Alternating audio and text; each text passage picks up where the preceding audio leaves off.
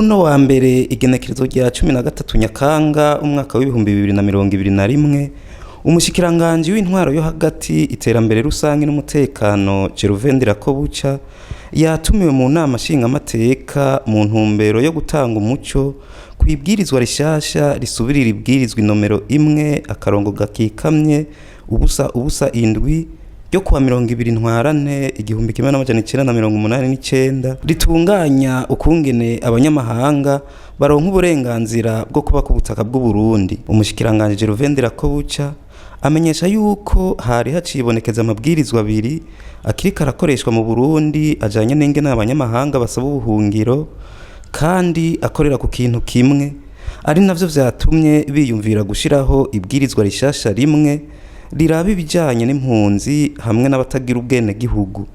Nyeniteka mukuru w'inama nshingamateka ico nico catumye twiyumvira ko itegeko tworizana ngaha kubera yuko iryo twari dusanzwe twisunga rimaze imyaka 30 irenga kandi ikaba yari dekrerwa tukibaza ko hari hageze yuko itegeko nk'iri ribanza kuza imbere y'abanyakubahwa abashingamateka kugira bagemeze. Iri tegeko rero rifise amashapitre 17 rikagira amartikle 141.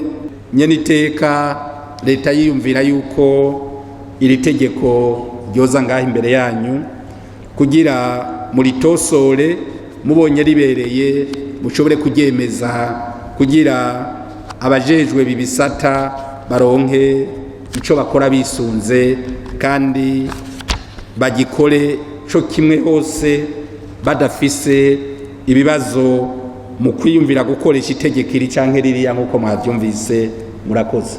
Mwomenya ko iryo bwirizwa bamaze kuri kijya nino ikiringo ca baba amasaha 3 abatsinga amateka 101 bari bashashe mu ngoro y'amakoraniro yo mu Kigobe baboneyeho kuryemeza 100%.